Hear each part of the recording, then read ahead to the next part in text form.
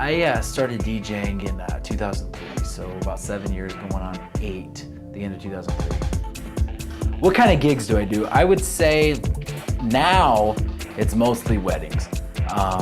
Being a mobile DJ, I think I would be hired for more weddings now. But early on, I mean, I was doing from middle school dances, birthday parties, wedding. I actually started out with weddings, but everywhere. And having the opportunity to open up for hip hop group Yin Yang Twins was actually probably so far one of the top things I've done.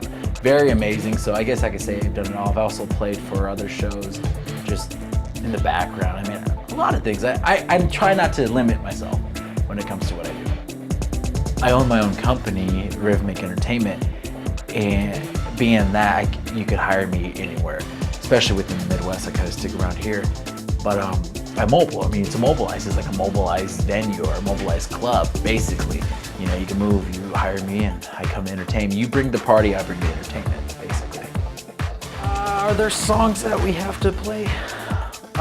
Yeah. Going back to the weddings, as I always try to meet with the bride and groom. I mean, I think it's crucial. You gotta meet the day, so you gotta know what's going on. And I always send out like what songs they want heard throughout the night. In my past, all the weddings I have done, they have just kind of given me a certain genre of what kind of music to play. And that's where you gotta be creative on yourself. And what genre, what song do I play out of that genre that's gonna get the crowd up? And that goes along with bringing the crowd. There's actually often more where there's songs you just can't play by the bride doesn't want them, more than what she says you have to play. Usually it's just like, could you try to play this, or can we get this? But they're really strict on what not to play. I try to beat mix a little bit. Depends on, let's say, at any party or whatever. Depends on how the crowd is. And towards the end, I like to newer music, or even mix 90s, like dance music. And beat mix is where you match up the beats together and play them nonstop. So you may have heard on the radio stuff where music's just nonstop beats, and it fades into another song. I've done that, yeah, and I do it live, and I enjoy it because it's fun and it's spur of the moment. And the rush of like, I don't know what song next to play, and I got to get this going, and throwing in and trying to match up the beat while nobody else is hearing it but yourself and your headphones. It's a rush, and it's a fun rush. Are there certain songs or certain tricks I would like to say to get people up?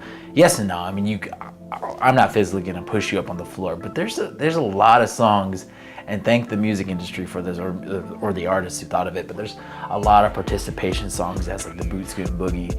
I mean, there's line dances. You can do the cha-cha slide. Those are always good stuff. You can tie them in with the slow song, which is fun because you get a whole bunch of people on the floor. Let's say it's dead. You get a whole bunch of people on the floor by playing a slow song, and then you can tie them in again by playing like a participation song, like the YMCA or cha-cha slide, and then they're there. And somehow they see, okay, this is kind of fun. Do I interact with the crowd, and is it important? Yes, I do. Is it important? I think so. A lot of DJs I think do nowadays. One, I have a dance background too, and I like to dance and have a good time. So yes, I do, and I just sometimes can't help myself, so I get on the floor. It's important because there's a lot of people that don't like to dance, or they do, but they don't like to show it. And how do you, this is another art of it, is how do you get to them and really get underneath their, get them motivated? And why not doing it yourself? Get out there and participate with the crowd. And I've seen in the past, it really helps. It gets really excited. Plus, your client that's hiring you is very pleased. They're getting what they paid for. They're getting full entertainment. When I entertain, I just don't want to play music. I'm not going to sit at a laptop and go play. I want to show, put on a production. I want to put on a show. So I see it important. I see it crucial to, if you want a business that keeps going on and growing, I see it important. If you want to be in an entertainment business, you got to entertain.